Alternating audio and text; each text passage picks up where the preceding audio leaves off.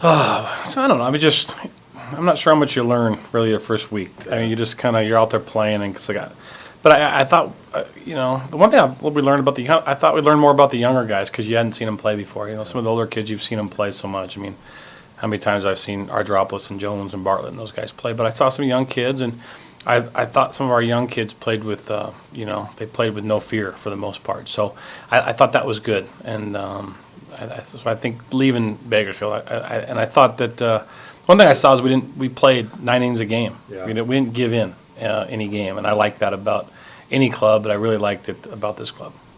Bad idea, but Yeah, I mean, I think I thought the MVP of the weekend was Slaybaugh.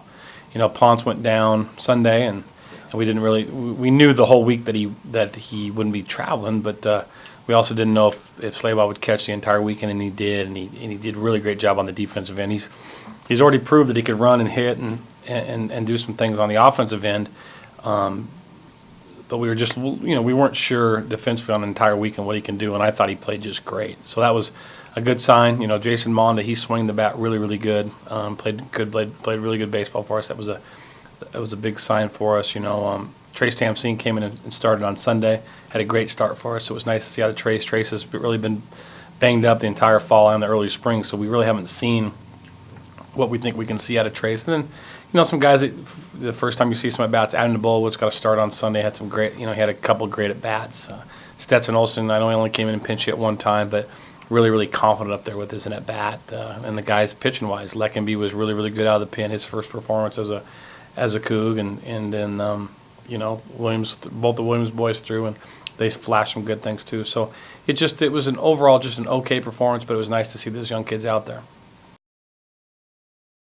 Yeah, you try to, you kind of look at the weather plan and see what's going on, but Santa Barbara's coming up, and as of right now, we'll play Friday, Saturday, Sunday, and who knows if we'll have to make a move with any games, but just looking forward to playing this weekend. There's definitely a difference. I don't think it's as big as people were talking about. I think it's just more of a more traditional game. I've seen some bad swings and some big, strong guys over the years hit balls out of the park, which I don't know if necessarily that's a good thing. People think it's exciting for college baseball that, the home run gets hit. I kind of like the hit and run. I like the drag bunt a little bit. So I think you'll see that more. We hit a couple balls out of the park that were way out. So, I guess it all depends who the hitter is. And we hit some balls that I thought would be out that didn't go out. But, it just is what it is. Everyone's got the same types of bats, and I think it's going to be just as good a game. Still aluminum, but I think it will give some guys some comfort that, hey, I could go in on a guy and give up a double, but maybe not a homer. Our plan is we're going to pitch in when we need to pitch in. So, like I said, the bat has not changed the way Washington State plays baseball one bit. I literally haven't even thought about it, or it hasn't affected our game at all. But if you look around the country, there's some teams with some really, really low-scoring games, and maybe it's just because they got great pitching. Yeah, Taylor's he's a little abnormal for our program. We don't have a lot of junior college guys on our team, and he's a very accomplished hitter. We knew this coming in that Taylor's going to get a bunch of hits. It's all he's done since he's been here. In scrimmages, he got lots of hits, and he gave us some power that we do need.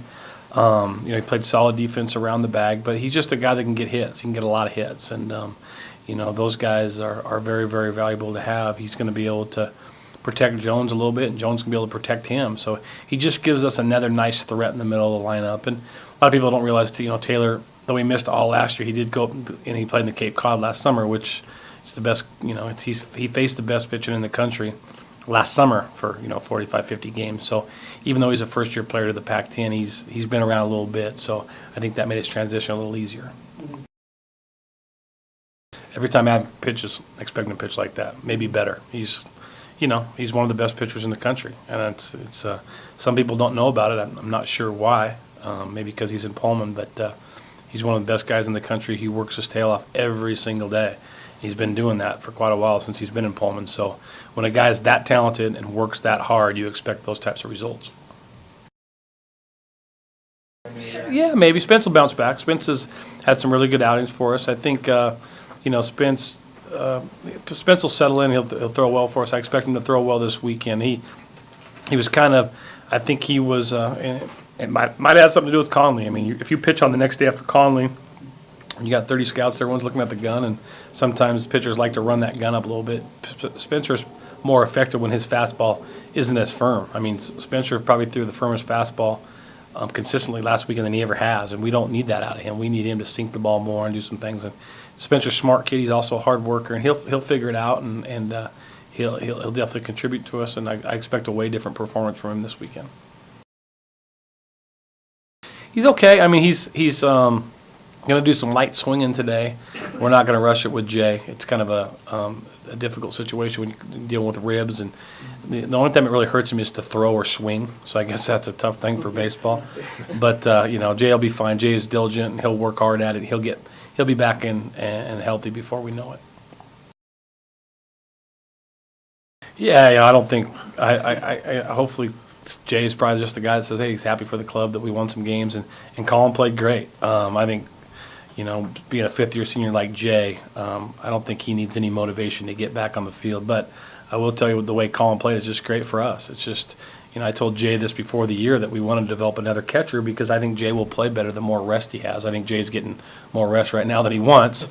But this makes our team better. And like I said, and we'll be even a better team when Jay gets back.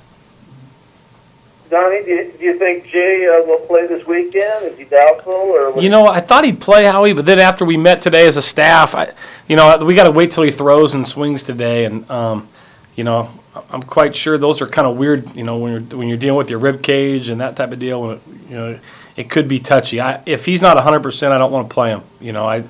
I don't want to play Jay till he's 100%, and if he's 95%, we won't play him. He's very, very valuable to our team and really, really important to our staff. So we need to get him back there 100% before he plays.